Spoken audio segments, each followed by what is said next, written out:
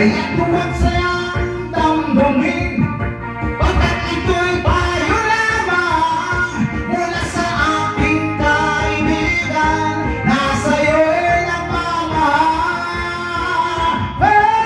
Huwag mong sayangin ang panahon, pagkat ito'y may hangganan. Buksan mo ang pintuan kasama ng iyong puso.